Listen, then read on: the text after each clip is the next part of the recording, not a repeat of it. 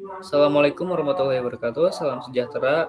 Saya Lingga Riza Hamreta sebagai moderator dari kelompok 1 akan mempresentasikan mengenai radioisotop pada bidang kesehatan dengan teman-teman saya, yaitu Perkenalkan, nama saya Muhammad Wildan.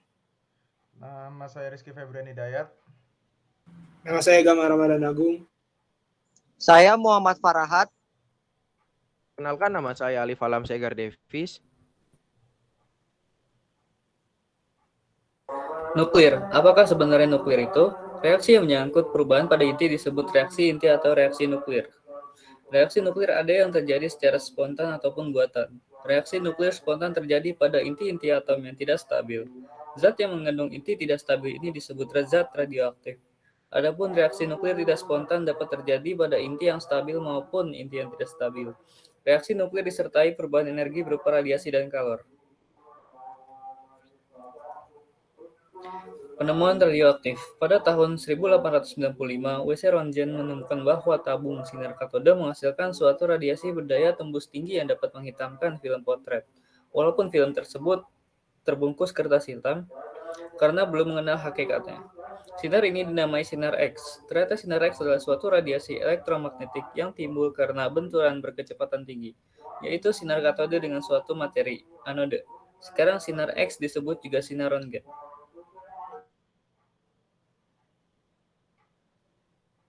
Selanjutnya ialah sinar-sinar radioaktif. Yang pertama ada sinar alfa. Sinar alfa merupakan radiasi partikel yang bermuatan positif. Partikel sinar alfa ini sama dengan inti helium-4 bermuatan plus 2e dan bermassa 4 SMA. Partikel alfa adalah partikel terberat yang dihasilkan oleh zat radioaktif.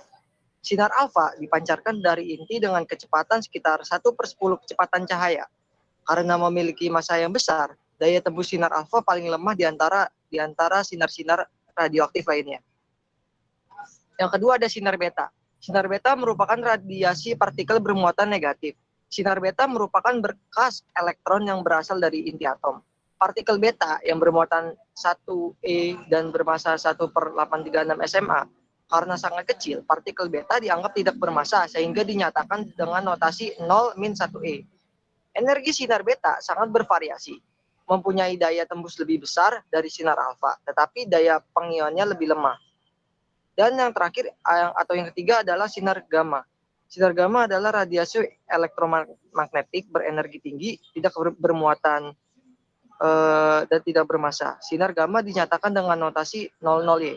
Sinar gamma mempunyai daya tembus dengan selain sinar alfa, beta, gamma, zat radioaktif buatan juga ada yang memancarkan sinar X dan sinar positron. Sinar X adalah radiasi sinar elektromagnetik. Lanjut. Selanjutnya adalah radioisotop. Suatu isotop memancarkan zat radioaktif atau memiliki energi nuklir yang berlebih sehingga membuatnya tidak stabil.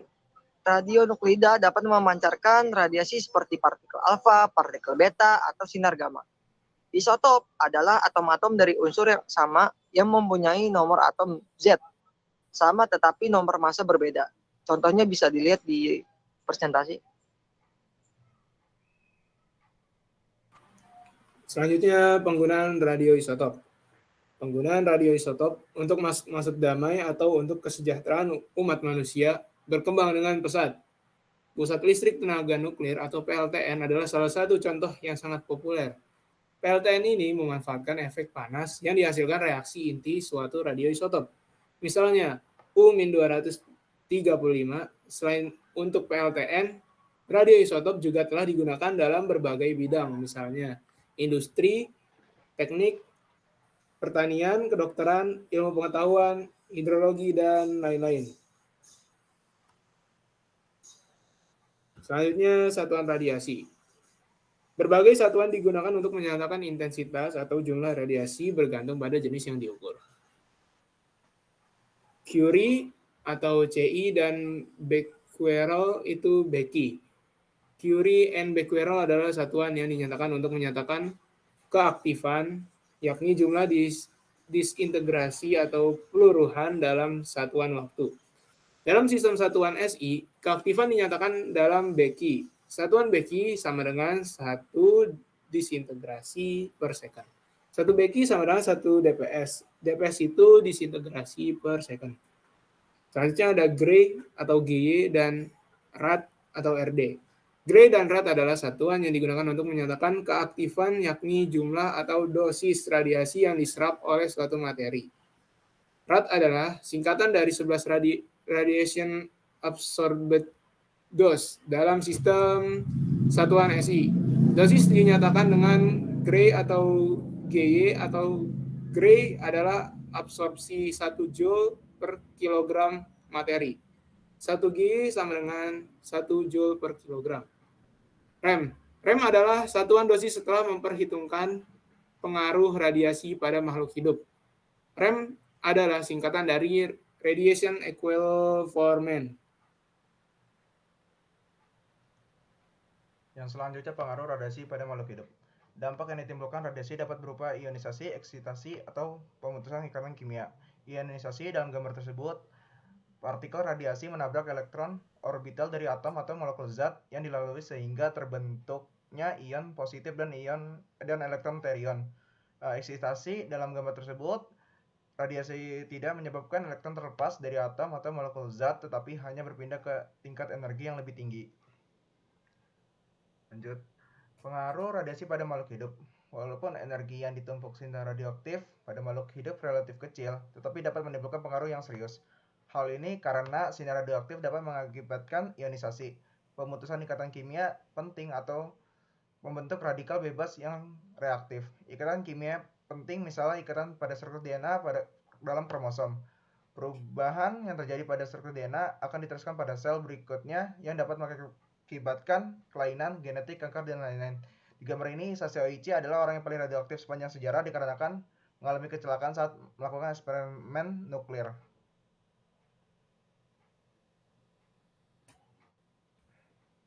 Cara kerja radioisotop sebagai perunut di bidang.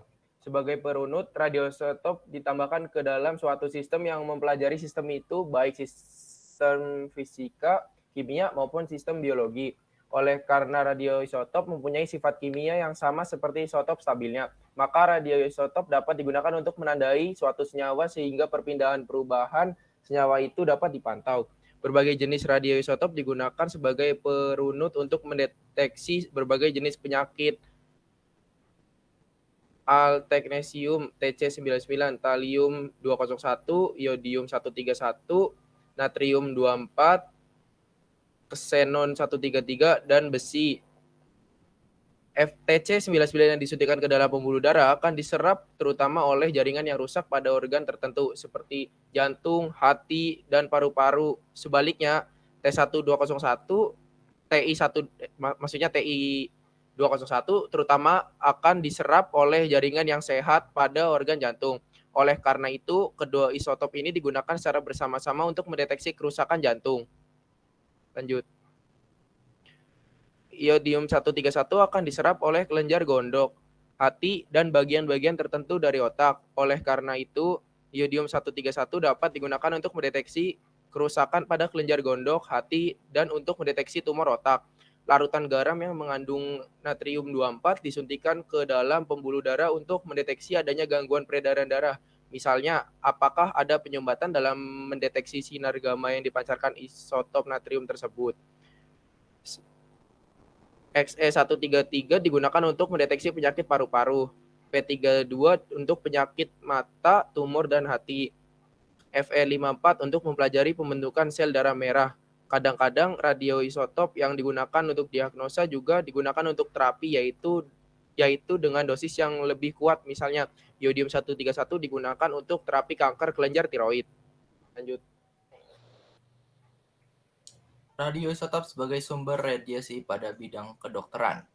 Radioisotop dalam dosis tertentu dapat mematikan mikroorganisme sehingga dapat digunakan untuk sterilisasi alat-alat kedokteran.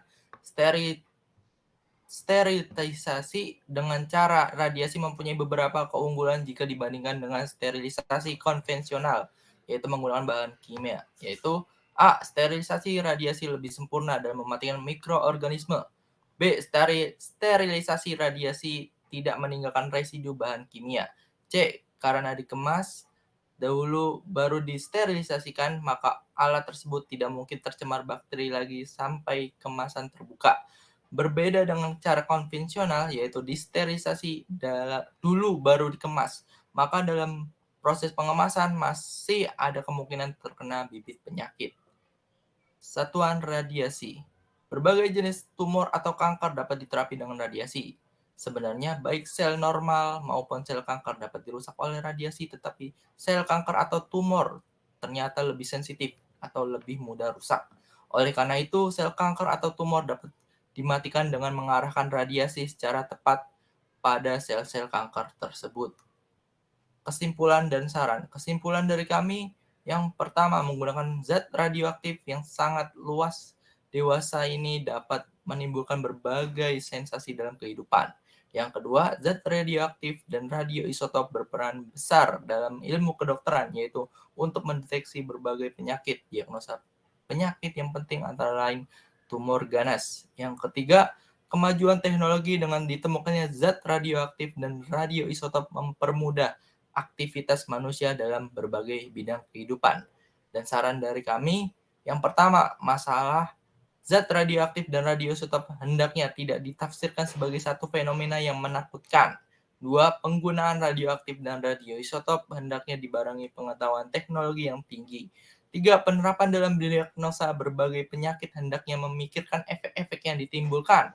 4. Diharapkan penggunaan zat radioaktif dan radioisotop ini untuk kemakmuran dan kesejahteraan umat manusia.